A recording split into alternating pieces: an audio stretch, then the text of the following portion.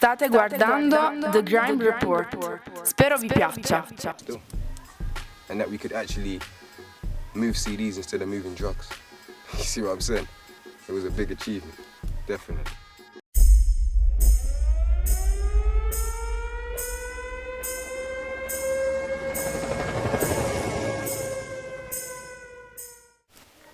So like, do you remember like what made you like, at what point you said like, boom, do you know what, yeah? I think we should put like an album together. What was going on before that? Bro, I was on the roads, bro, man. I was just on the roads doing what I do every day, totally dedicated to that life. And then I saw my brother buying equipment, and I'm thinking, wow, what's this nigga fucking doing with his money? You know what I'm saying? Like, basically, like, how come you buying this stuff? And I used to see him start making beats. We used to laugh at them, and that's how it started. Man started rapping on his beats after when they started to get better. You know what I'm saying? So it's really Spooner inspired man to start rapping, because he started making beats with that English sound, and man just used to jump on it and start spitting. Like the whole room, the whole lab used to be ram, and then there'd be a mic in the center, and there'd be about 20 men going in, one after the other. And this is like way before SMS was formed. That was 2001. Like there's footage of that. Alright, so like, what do you reckon like when the CD dropped, what would you say was like the first the first moment you realised like, yeah, we're achieving something with this? When every hood, nationally, like every hood showed us respect and was paying homage. So I thought that was a good thing, because we wasn't signed or nothing, and we used to go places, Birmingham, Coventry, all these places distributing CDs from the SMS A class. So when people were showing us love back, that was the biggest achievement. We pressed up 10,000 of them, and like I even said to you earlier, we got 5,000 left, you know what I'm saying? 5,000 of them was gone. So you see what I'm saying? And that was from our first album, you know what I'm saying? People still want that up until this date. So that's what it is. The catalogue's crazy still. If you've been keeping like yourself in tune with what SMS Vigorous Productions have been doing, the catalogue's crazy. Oh, definitely. That's real talk, man. So like, from like the first like album till now, what would you say like is the biggest changes you've noticed in the game? That anyone can rap. That anyone can jump up and just start rapping and portraying that they live a certain lifestyle when they don't really live it. That's one of the things I've noticed. So there's a lot of people rapping, and a lot of people shouldn't be rapping. Some people should just go to college and get a job, be a doctor, be a lawyer, be a football player. You're just clogging up the scene for the people that are really got stories to tell, that the news reporters like myself was reporting on the things what's going on in our environment. You see what I'm saying? There's people just coming on there and saying, I killed this, I killed that, I take that, I robbed this, and you don't do none of that. You see what I'm saying? So that's what it is, man. It's a bit mad at the moment, and these people are actually getting the airplay over the people that really do that and really have come from that lifestyle. So it's kind of mad, but other than that, it's all good. The game is bigger, it's growing, and people's making money from it, and we're feeding who we have to feed from it, you know what I'm saying? So it's a good thing. No, definitely. Like, you see, for your era, for coming up into the game and that, yeah. like, what would you say has kept you look relevant? Like, whereas a lot of people have fallen off. I'd say definitely I'd say it's bigger than rap.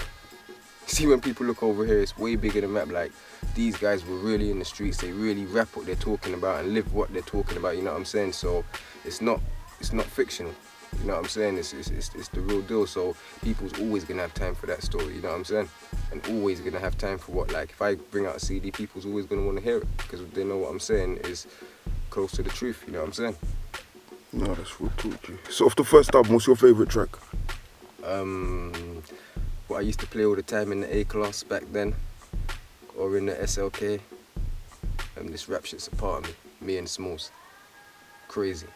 Number 10. That's why we pull it at track number 10, because the number 10 is always the banger on the CD, like in them times of rap anyway. So that was number 10. So that was the banger. But yeah, no, listening back, there's enough, man, brother. There's enough. It's a classic album, but I don't really like to go back, so I never hardly listen to the old stuff. People say, I just don't like to go back, man. I just like to keep on moving forward. And I think people say, like the first Salute Me When I Pass was a classic and stuff like that, but I'm thinking some people, I don't think they've even caught up, because even though I'd say definitely at the time, 05 when it came out, no one never had a mixtape, no one wasn't doing that, and it was good. But then you listen to Mac Millie and to listen to Salute Me When I Pass Part 1, you'll hear the difference.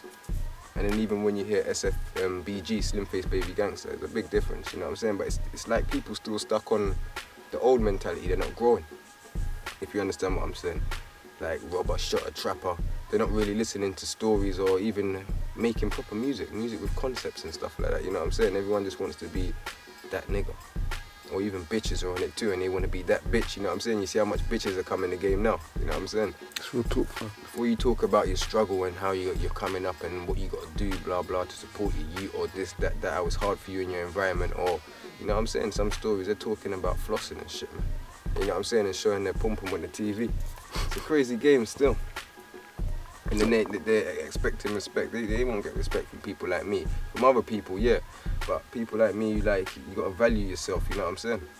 That's how it is, you gotta value yourself, man. But have a self-respect for yourself first, bro. No one ain't gonna have no respect for you. No, definitely. Like, back to the first Mixtape quickly. Do you remember, like, the first album, should I say, man? Oh no, I got Mixtape in my head. Do you remember, like, putting it in shops first, like? Yeah, enough shops, man. I put it in every single shop, man. Every single shop, shops in Bristol to Birmingham to all the shops in London.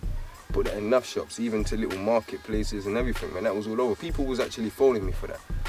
Like, that album, man, Salute Me When I Pass, shopkeepers were actually phoning from all over, you know what I'm saying? So that was crazy. We put it in enough shops, man. Enough shops. Would you say the internet would have made a difference back then if it was like the way it is now? Oh, definitely, yeah. It would have took off crazy, innit? There wasn't no YouTube and all these sort of things back then, you know what I'm saying? Like, that wasn't there, bro, man. The internet access, like how it is now, it wasn't there. So I would like to say big up to the old school rappers of that draft that are still here today, you know what I'm saying? Doing it and killing the internet, you know what I'm saying? So they're doing something cool. So what's a couple of your, like, favourite, like, mixtapes, like classic UK mixtapes that you go back to? You can't ask me that, man. No, just a couple. What was you listening to around the time when the first album dropped? You really want to know? Yeah. When our first album dropped, Jules Santana just came out with like Dipset and he had that track Why. Do you remember it? Yeah. Yeah, I was listening to that. So if he wasn't playing the SMS album, we was listening to Dipset. There wasn't really no one. I had PDC mixtapes and all stuff like that, PDC mixtapes and stuff. I'd listen to them, but we always wanted our stuff to be of like, we always wanted to compete with the people across seas. So we always wanted it to be a high level, beats wise and vocal wise. So that's why we more listen to the Americans. Not to bite them or nothing like that, but just to elevate the level what they brought it to. If we're listening to UK rappers, no one's really took it to that level. So we'll just be going backwards. But if you look at all the rappers over there, and then you can see what they've done and try to do it better, that's the way forward. Still.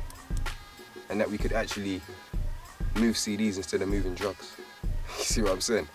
It was a big achievement, definitely.